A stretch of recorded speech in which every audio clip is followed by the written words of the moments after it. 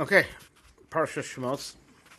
Actually, we're opening up Sefer Shemos, and to understand the transition that's happening, from Sefer Bereshis to Sefer Shemos. What the progression is. What changed. It's very interesting. The Sefer is called Shemos. We had plenty of names in Sefer Bereshis. Right. Matter of fact, Parshas Bereshis is all about calling names. Adam called names to all the living creatures. HaKadosh Baruch Hu created things first by saying their name. Right.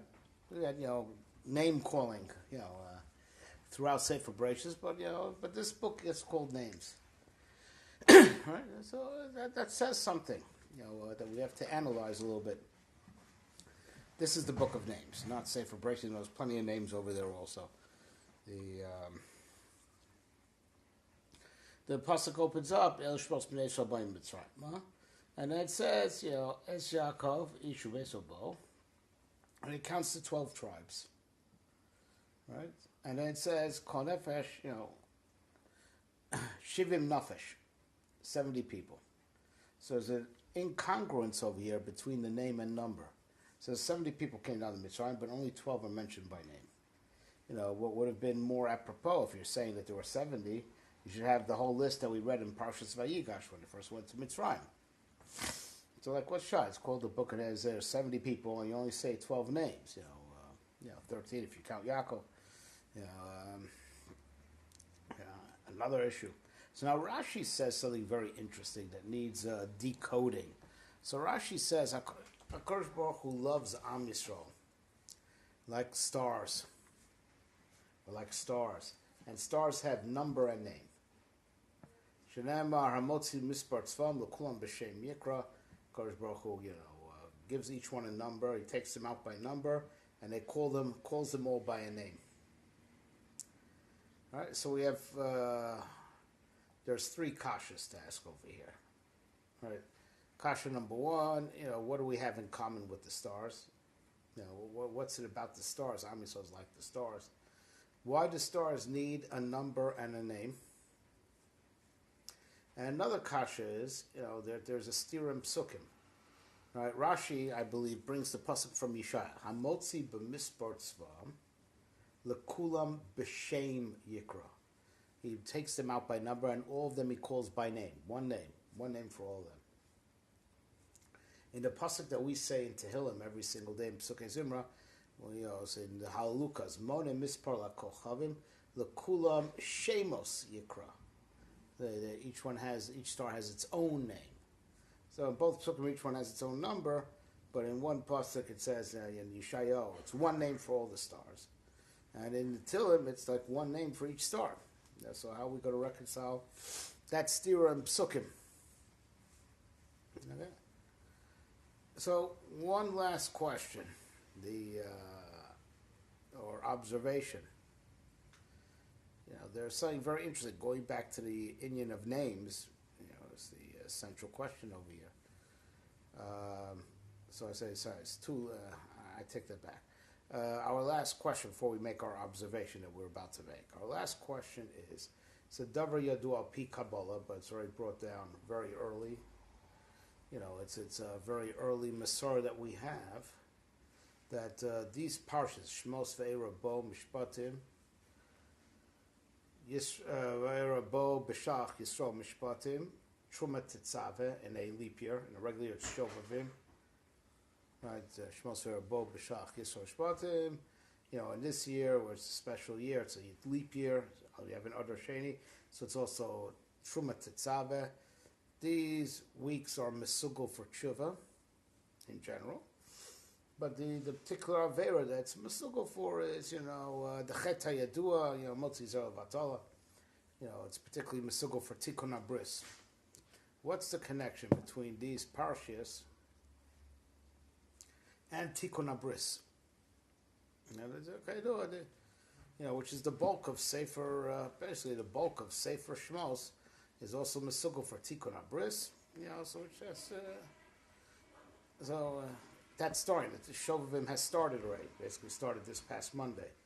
And the Mekubalim, the big Mekubalim, they say Slichos every Monday and Thursday, starting the week of Parsha Shemos. So what's the of Shovavim? And of course we're going to show that there are different levels of Shovavim, and let's do it with a leap year, but that we'll deal with as we go through the Parshas Be'ezras Hashem.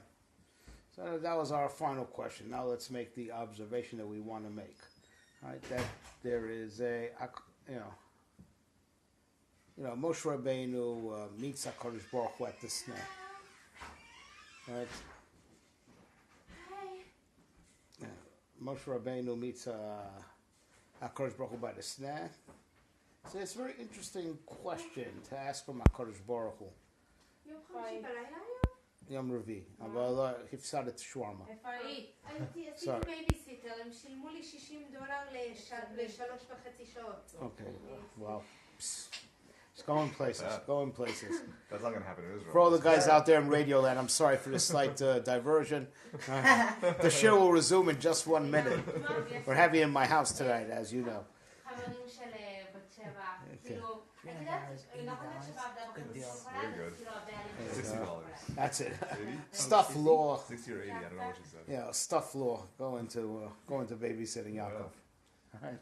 I think I'd be better at it. My clients would like me better. It's basically what I do now. I babysit also. Okay. All right, now we'll resume normal programming. All right, so Moshe Rabbeinu meets HaKadosh Baruch Hu by the sneh. And he says, Zo, chalas. Avram Ruli, ma shmo, ma omar lahem. They're going to ask me, what's his name? What should I tell him? What the heck? It's God. This Shaka Elokim makes a difference. Avram Ruli, ma shmo, ma omar lahem. All right, so HaKadosh Baruch Hu tells him, Eki asher Eki, I'll be with them in this Tzara, I'll be with them in the next Tzara. I'll always be with them. Tell them that name. What difference does it make? It's God, supreme being. What difference? What difference? It's like, right? And on that pasuk of Mashmo Ma Omar Lahem, HaKadosh says, tell them Ekia, right? So on that pasuk, is the famous Medrash Rabbah, which is one of the key cornerstone chazal of Jewish philosophy. That says, Shmi atem vakesh leida, you want to know my name? I'm called by what I do. Things that we're learning about in the Mar Nevuchim, that God really doesn't have a name. Right. He's called by what he does. When he does chesed, he's called kel. When he does din, he's called elokim. Lefi masani nikra, then God is above being quantified or defined in any way, and all the divine names are connected. The different actions that he does, nothing is mamish connected who he is. Right? Like the Medrash says on that pasuk, this big yesod that is about the cornerstone of our emunah, that of course goes beyond anything that we know, and even all the Shemos HaKadoshim are lefi ma'asav and not lefi atzmusav. It's Chazal say right there in that pasuk. But the truth is like this, you think that when Moshe Rabbeinu's request is strange, Paro's response is also very strange, right? So Moshe Rabbeinu then goes to Paro, right, and he says, "Okay, Avram, Yud-Kei Vav-Kei sent me. You better send Am Yisrael, free. Otherwise," says, "Mi Hashem lo yadati es Hashem." Never heard of the guy. Right? Never heard of that. Never heard of the guy. If you get a threat, you get a threat from someone. Right? The fact that you never heard about him is not the reason you should disregard the threat. Maybe just the opposite. You don't know what you're dealing with. Like Paul says, I never heard of the guy. Lo yadatis Hashem. I don't know him. I don't know. So Gami Solo Ashalech. Why do you have to know a guy to be scared of him? You have to know a guy. And the question is, if he poses a threat, it's got nothing to do with having heard of him or not, seemingly. All right. So Moshe Rabbeinu wants to know what they're going to ask me. What's the name? What do I tell them? And he goes to Paro and says, Havaya, the God of the Jews, sent me. Never heard of him. Don't know him. So since I don't know him, that's why I'm not sending Am Yisrael, because I don't know him. All right. So the Indian is like this. To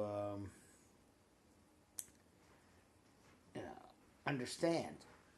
It's very difficult for us to comprehend this because we live in a world post Yitzias Mitzrayim. Right? And the Ramchal talks about this in the Derech Hashem and in other places, that Yitzias Mitzrayim changed the world. And it's hard for us to imagine what life was like before Yitzias Mitzrayim. Right? Because right now,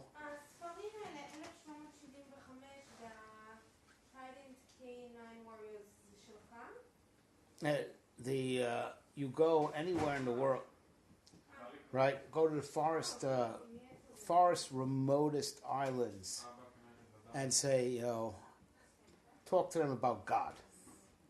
They know what you're talking about. God, Creator, Supreme Being, makes it. They believe in Him. They don't believe in Him. They know what you're talking about. It's the concept of God is very much a part of global consciousness. Whatever we're holding in, as it were, Chol HaMoed, between Kratzmach and New Year's, right?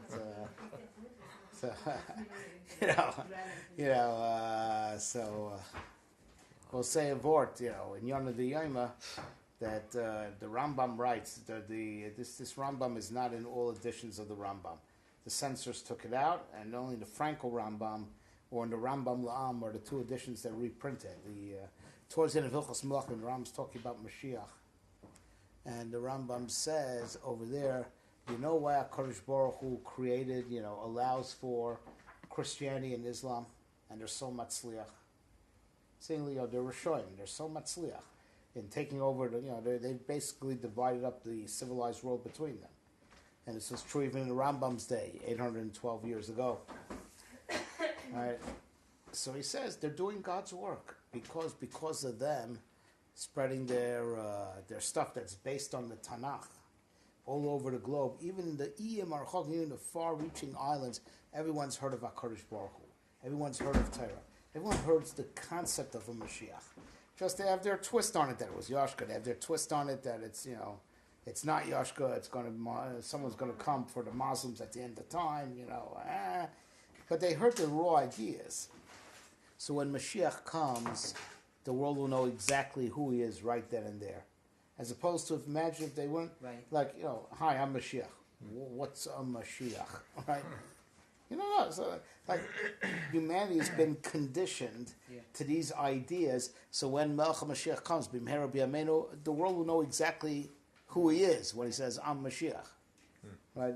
The concepts have already, right? But but the idea that there's a God,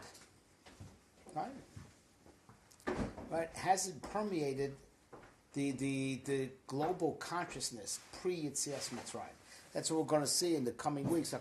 Power's way to surrender, but HaKadosh Baruch Hu hardens his heart. Leman saper shmi b'chol arts. Leman haroschas kochi saman saper shmi b'chol arts, because I want to become famous. Leman saper shmi. Gilui Hashem, to reveal the name. Because the concept of God was totally not part of the global consciousness, totally off the global radar. It's just the concept was not part of. So it's like going back in the time machine to 200 years ago and talk to some guy about theory of relativity. Like, we'll look at you like you don't know where. It doesn't have the beginnings of the beginnings of the beginnings of, right? Whereas you can even speak to some hick in Middle America, right? Some moron who's going to vote for Hillary, and you could mention, right, theory of relativity. They'll say, Einstein, right? Even though he doesn't know, but it's in the air that we breathe. You know what I'm saying? It's like a part of it's become a part of the global consciousness. Right? This is also the interesting vort that they say, in the yeshivas, that guys learn. Two guys who are decent. Two decent guys learn in the basement. Right? They're mechaven to a k'tzois. They're mechaven to a nesivus. They're mechaven to a Reb Chaim. Right? Yeah, you've heard that. Right? So the question is like this. When these Sfarim were written, between 100 and 200 years ago, right? It was a big chiddush at the time. And now two good guys, two decent guys, they're mechavin. How's that work? Right? So they answer that kasha with a story that's attributed to the Beis Yosef. The Beis Yosef once worked hard on a sugya for 3 days, and after 3 days, he cracked it, right? And it would be fine. It's found its ways into his psakim, this chiddush that he came up with, and so he's hanging out in Sfat where he lived, and he hears two Avrechim learning. And one guy asked the kasha that bothered him for 3 days. And the other guy on the spot says, I think we can answer like this. Felt terrible. I worked on this for 3 days, solid, yeah. So he poured out his heart to his mechutin, the Arizal. And the Ariz said, it's not what you think. It's like, before you worked on it for 3 days, this idea was just not revealed. And with your amelus that you put in for 3 days, solid, you revealed the idea. Now, once the idea is revealed, it's in the air, and anyone could tap into it.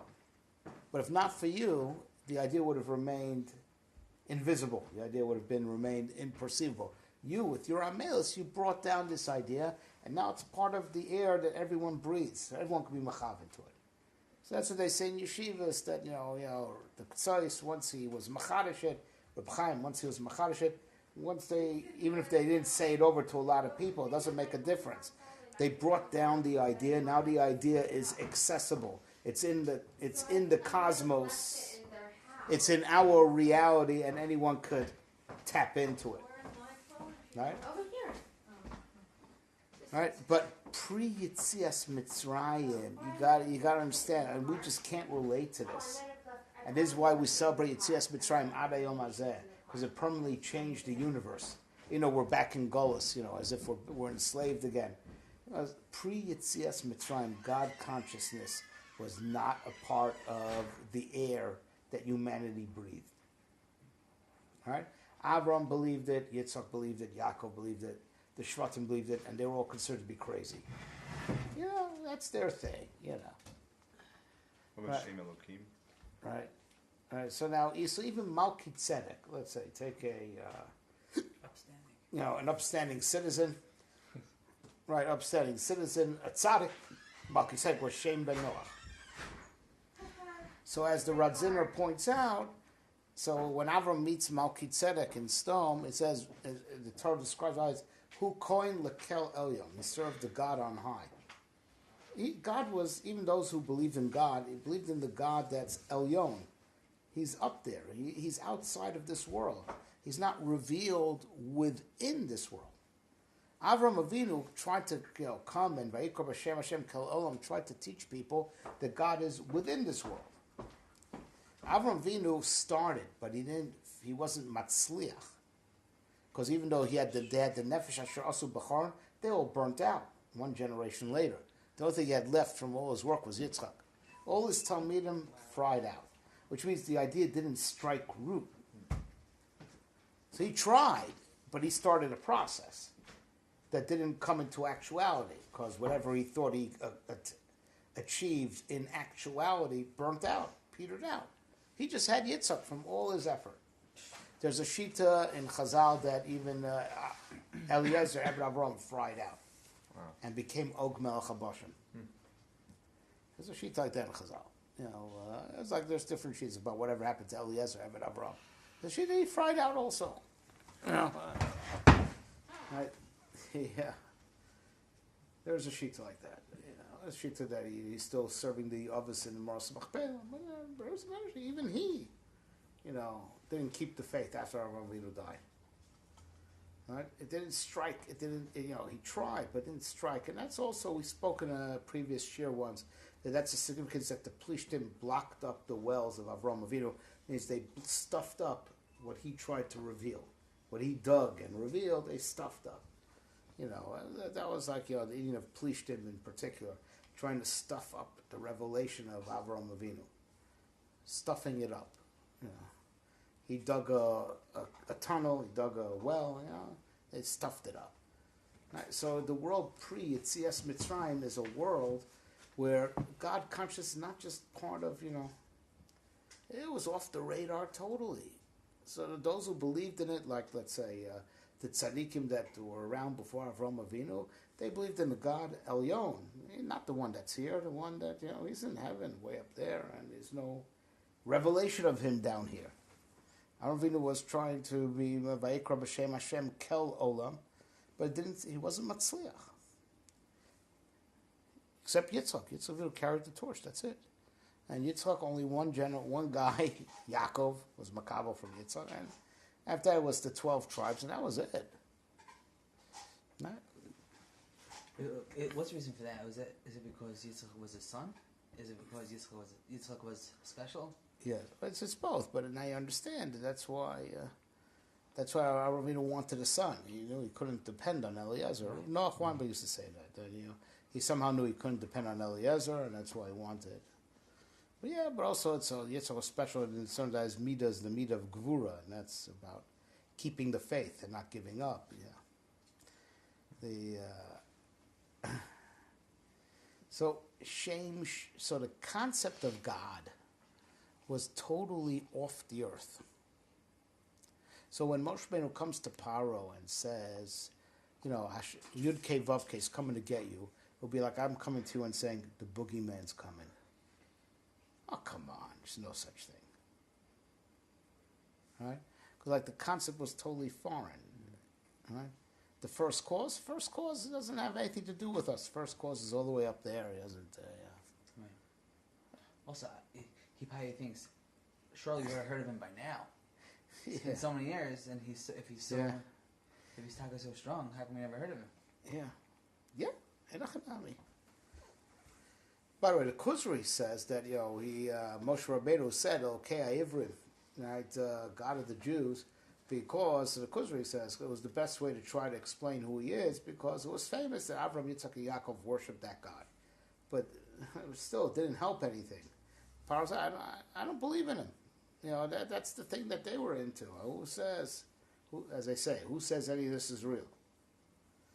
Like the concept was like such a unaccepted concept. But it's more than an unaccepted concept. There'd be a concept that's part of the air that you breathe, but you believe in it more, you believe in it less. There's like a concept that it's not even in the air.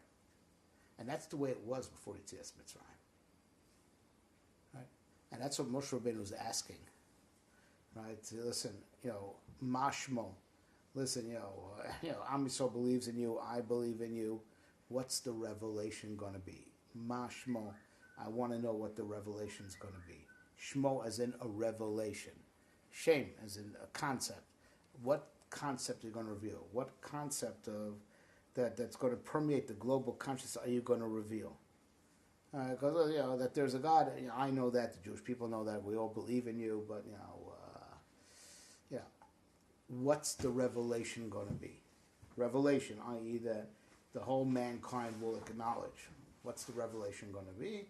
So, the revelation that we're going to reveal right now is the revelation of Ekeh, that I'm with the Jewish people through the hard times. That's revelation that's going to be now, right? But with all that, Paro still says, the revelation had not, penetrated yet. That's what he needed the Makos for, Laman Saper Shmi, right? In order to reveal the name, right? Reveal the concept. So even if Sefer Brace is full of names, but all those names, particularly the divine names, didn't penetrate reality. The divine names, right? So we're going to come back to that. But to understand the function of stars, what do stars do? Not much. That's what you think. So why are there millions and billions and billions and trillions of them, more than we could measure? So the Ramchal writes in the Derech Hashem that the stars have a function, that they are the conduits that bring the energy from the spiritual dimension to the physical dimension. They're the portal. because the shefa that God sends us to sustain us, it's spiritual. That's be a portal where it gets converted from spiritual to physical. That's what the stars do, and that's why there's so many of them. Because there has to be one star for each type of shefa that HaKadosh Baruch Hu sends. It's one star per shefa. That's why there are trillions of them. What's a shefa? Energy. Yeah, there's a star, that's the wealth star, there's a star, that's the war star, there's a star for every blade of grass.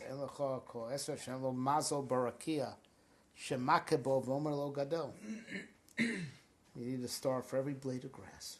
Everything that needs God, there's a star for it. The star passes on the energy. Designated? Designated. So for each person, I assume also. Yes. But it goes into categories, types of people and this and that. Yeah, but yeah. But that's why. That's the function of stars. They're the portal between the Ruchani and the Gashmi. Right? But there's something deeper in going from Ruchnius to Gashmius, in that transferal. The best mashal to explain the difference between Ruchnius and Gashmius is like the difference between Machshava and Maisa. Maisa is with a body, a body you do, right? That's Maisa. Machshava, right? Which is like Ruchnius compared to Gashmius. Like the language of Machshava is pure mathematics. It's language of pure thought. Every mental process, when you're calculating, you're figuring out, it's all mathematical. Or any plan that we'll discuss, I could mathematize it. I could quantify it. I could turn it into numbers. I say I'm going to go this. I'm going to give them that, and I'm going to make profits. I say that's this plus that times. I could turn any plan of action into math. The raw plan of action could be expressed mathematically. I won't talk about, the actual things that I'm using. I'll say X and Y and Z, like we do in algebra, right? The pure language of thought is numbers. And that's cheshbon, says the Goyim, miloshin machshava. The root word is chashav. And spheres, which are miloshin mispar, are the kochos of the divine thought. The divine plan is the spheres. Spheres miloshin mispar. Right? And when you want to put thought into action, right? You want to put thought into action, there's a middle phase. What's that middle phase called? Speech. You got to put it into words. Right? When it's just numbers, it's too abstract. Right? And in making the conversion between the idea and make it lemaisa, you put it into words. That's how you do it for yourself to get it straight. Or that's if I want to explain to someone else what to do. I have the plan. I want him. He's my employee to do the action. I have to tell him what I want. I got to put it into words, and I can communicate to him, and he can do it. Right? So the conversion of machshava to maisa, the intermediate phase is dibur, that the machshava takes on words and sentences and names. And then after that stage, it could become a lemaisa dika plan. Because when it's just mathematics, it's just too abstract. So you put it into words. Okay, so I write out a script, I write out directions, and that's what you're going to do. That's what the stars do. Says the Ramchal in the Kinas Hashem Tzvakos. The word kochav is a compound word. Chaf vav, chaf beis. Chaf vav, chaf beis. Chaf vav, ko, is Gematria 26, the name of Havaya Baruch Hu. Which Kayadua, the significance of the Shem Havaya Baruch Hu, it's that it's all 10 spheres, which is base 10. The Yud and the Kutzah Shel Yud is Keser, the Yud is Chachma, the Hey is Bina, the Vav is the 6 Midas. Chesed, Gvor, Tves, Netzachot, Yisod, and the final Hey is Malchus, all 10 spheres. That's why it's called the name, because that's the name that's Kolo, all the Midas, all the spheres. That's Chavav. That's the Machshava. Chaf Beis is the Chaf Beis Osius of Aleph Beis.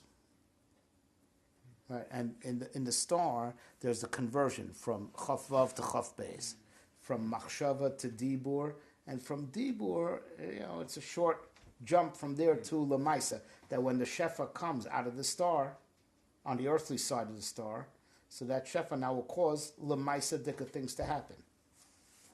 Right? That's the function of Am Yisrael. The real stars is Am Yisrael.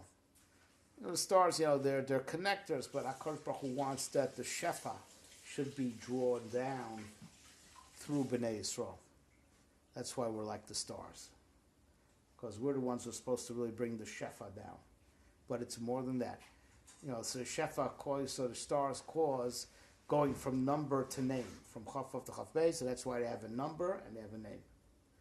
But the real Gilui Shem Shamayim is Ushmeinu Karasa B'Shmecha. Right? That Am Yisrael should reveal the divine name. We should be Megal Shem Shamayim. We're the real stars. The stars, they're still, part of the totem pole of reality, but we're the ones who are supposed to reveal the divine name in the world. Right? We make a Kiddush Hashem and avoid making a Chilul Hashem. Reveal the divine name and don't, cause a vacuum of the divine name. Chilul Milashon Chalal, says the Zohar. Right? We're the ones who are supposed to reveal the divine name, right? So we're the real stars. That's why we have numbers and names. But now you start understanding over here that that names, already are there could be it's not one name per one number, because a name is already a complex idea. It's made up of different oisias. Right. Now we're not so attuned to the idea that words have roots. Even the root is built up of more elemental blocks called the oisias. So it comes out that one word could be is not just one number, and that's the idea of gematria. The gematria of the name is it could be a big number sometimes. So it could be a lot of thought invested in this one entity that bears this name. Like a lot of planning went into this one product. Yeah. So you can understand how there could be a discrepancy between the number and names. There'd be a lot more numbers than there are names, because one name could be gematria, a very large number, and that all represents all the thought that went into this project. This one name, i.e. one goal, one project, may have had a lot of thought that went into it. Right? So we'll jump ahead. Maybe we should have saved this for the punchline, but a Medrash Rabbah was clearly bothered by the kasha we raised, even without mentioning the kasha. Without mentioning the kasha, Medrash Rabbah was clearly bothered by the kasha we raised at the beginning of the shir as to the incongruence between the number and names. 70 is the number, but there are 12 names. Stira. So Medrash Rabbah, without mentioning kasha, says, Al Shem Gulas Nikrushvan. These 12 names, it's not the pshat that we're counting individuals. These are the 12 names that were revealed through the Geula. Reuven, Al Shem Ro Reisi Oni Ami. It's a revelation of God saw our oppression. Shimon, Vaishbel Kimes Na'akasam. HaKadosh heard our cries. Shimon, he heard us. Levi, Sheliva, Elem, HaKadosh Baruch Hu escorted them. Yehuda, Shahoda, I'm so thankful with the Geula. Etc. It goes through. You can look in that medrash that even God is connected to man that we get in Parshas B'Shalach. It says Vaman Kezera Hagad. Right? And everything goes through every single name, how that name is being meramis on something that HaKadosh Baruch Hu revealed with the Geula. So yes, there are 70 names, 70 nefesh, the number 70. The 12 names are certain complex ideas. Right, and these are the 12 ideas, 12 Shemos, 12 revelations that there were that happened in course of Geulas Mitzrayim. They're destined to happen. Right, and that's what happens with Geulas Mitzrayim, the revelation of the names. The names come out, and names are complex ideas that could have a lot of thought behind them.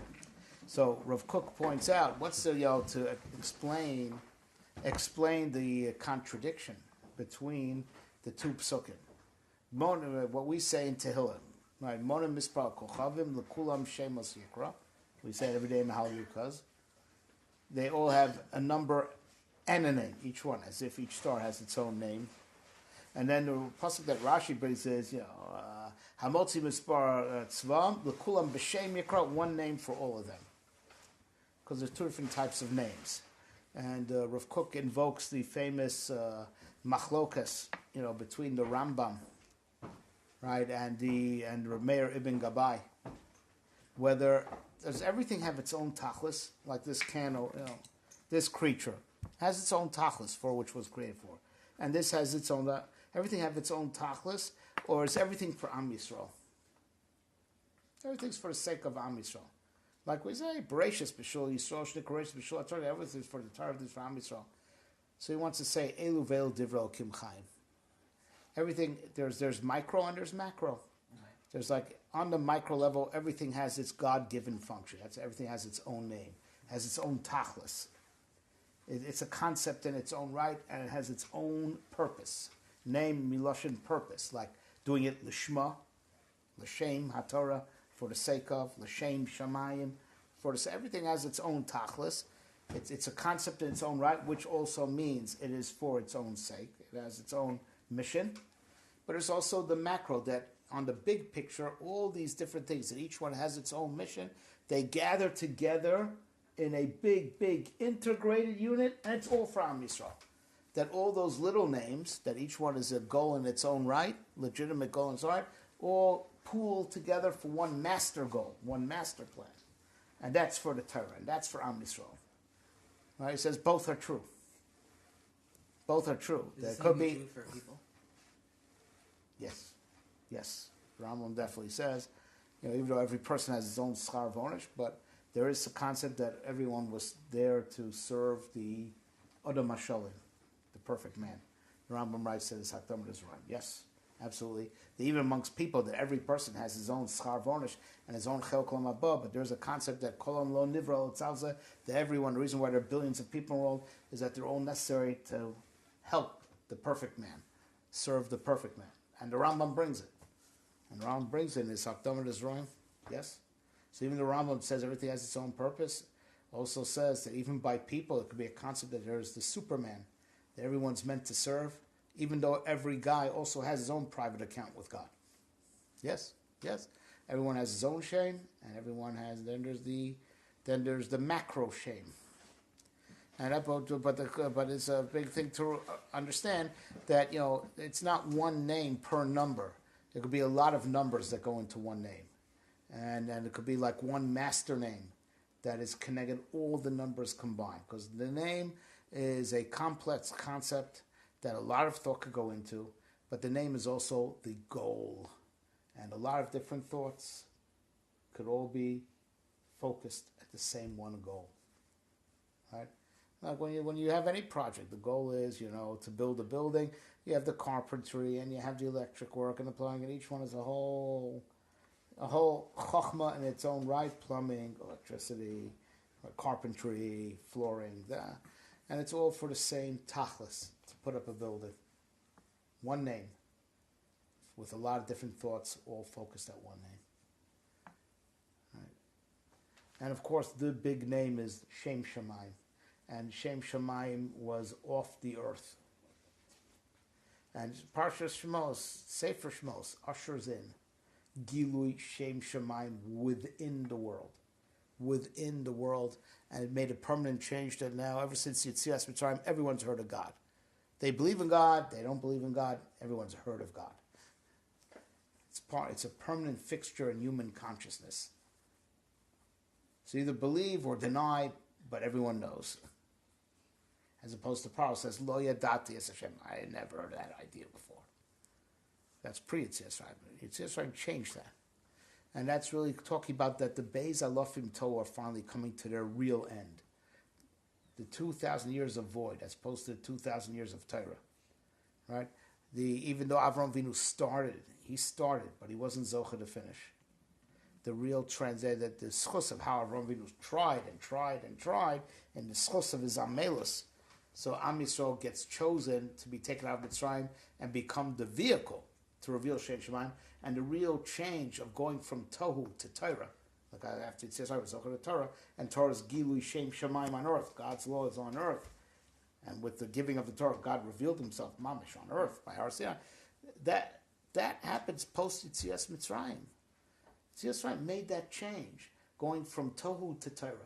And the difference between Tohu is that there's no Shem Shemaim on earth, and therefore there's no unifying center.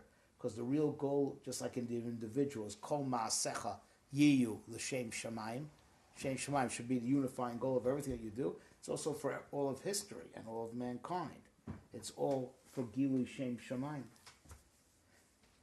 And Tohu, chaos, is when there's no unifying factor. The shame, right, the unifying purpose is not revealed, so everything just pulls in its own direction. And when there's the shame, there's the cause. L'shem shamayim. When the shame is revealed, everything unites around that cause. And that's what, Sefer Shemos ushers in, Gilui Hashem. Because Shem Shamayim, we spoke about it in Bereshis, but it didn't take hold within the cosmos. It didn't take a root in human consciousness. That is the transition that Sefer Shemos ushers in. That's what it's all about. Bringing on kind of Leman Saper Shvi B'chorz. Leman Tisaper Bozne Bincho Ben Bincha. That's the end of Sipur Yetzias Mitzrayim. Yetzias Mitzrayim, tells the story of Gilui Shem Shamayim. Right. Everything before Yetzias Mitzrayim is just the prologue to the game. The game starts from Yetzias Mitzrayim. That's when Shem Shamayim has been revealed, and now the world has its goal that it exists for. Because the goal has been revealed. The unifying factor has been revealed. What all the planning is for has been revealed. The shame that it's all for, that it's l'shem, it's for this sake, it's finally been revealed. Right? And when this unifying center is not revealed, everything you do is levatola. Like lahotzi levatola. Because levatola means it doesn't connect to goal. It doesn't mean to do something for nothing. You do levatola. It didn't connect to the goal. I invested effort. It didn't amount to anything. That's to do batola. Batola is, wasted effort. Didn't connect to anything. Didn't build anything. It wasn't focused. It wasn't focused in the manner that it produces. And that's the inyan, that these parshas, right, are a tikkun for that chet, befrat. Because, in these parshas, the shame shamayim, the malchus, right? The malchus shamayim is revealed. Now you have the point to focus at, and things won't be levatola anymore. Things won't be levatola. Right. We answer all questions. Is there any way that we could put into this when the Mitzrayim chase after Klal Yisrael? Yeah. Ba'achdus. So there they had a unified goal. They had a goal, which brought them together. Does that come into the picture at all? Well, it does come into the picture. Then they got washed away in the ocean, disintegrated. Ocean, has no tsura. They showed that everything, that even their unity doesn't amount to anything. It's formless. It's still tohu. No, what you're saying is very good. That the Mitzrayim are anti. I want to know. Right, I want to know if it's anti. They're anti. That's why. Or is it? It's anti Shem Shamayim. Or is it distraction? It's anti Shem Shamayim, and it's preserving a state of tohu, because that's what water is. Water has no form. Once you have a unifying center, you could start arranging things around that center, right of center, left of center, above, and give it surah, a shape. Give a form. All forms are built around center. That's like the starting point. Is that the significance of the Kriyas Yam Suf specifically around Klal Yisrael? Yes, yes. So the Mitzrayim say drown the firstborn. They want to keep things like the Mabul, like still still formless, like water is formless. All right, and then in the end, the Mitzrayim are the ones who are drowned in it. All right, they're the ones who are formless. All right. But Am Yisrael brought form to the world. But to have a form, you have to have a point center, because all form is built around center. Because the point center is what holds the whole shape together. And a shape is that this point relative to center, that point relative to center. But you need a center to make a shape. It's this point relative to center. Right? And that's the opposite of batola. Batola is where there's no center. There's no goal. The hotzi, to put out effort, levatola. And during this week, the world got its center point. So it's a time to do tshuva for issues of batola. Because now the world got, its focal point. The shame that everything should be focused at. The shame shamayim. And that's why it's a zman for, tikkun of that inyan of when things were levatola. Okay, we'll stop here. Oh, yeah. Okay, and what about the common goal of making money, right? For real. So I wouldn't call that batola, but that's the common goal of the world. Everyone's out there to make money. Yeah. No, so Rambam says on that the Rambam that we mentioned that everyone's there to serve the Adam HaSholem. That's why the tachlis of making money is a mini tachlis. The macro tachlis is how much of that money will filter down to the perfect man that's only learning Torah. But So the goal of making money is like it's a goal within a goal. To support Torah. Yes. So it's a goal, but it's a mini goal. The macro goal that goal itself is focused at is the people learning. So what about the two Adams, being a creator? What about that? Yeah. So isn't there a goal within itself, going out and working? But the goal of creator is to be Makadosh Shem Shamayim wherever you go. You want to make it its own goal and not to be the end goal. End goal is to be Makadosh Shem Shamayim. Go out there and make a Kiddush Hashem. Then it's an end goal in its own right also. But it's Kiddush Shem Shamayim. Gilui Shem Shamayim, whatever you do.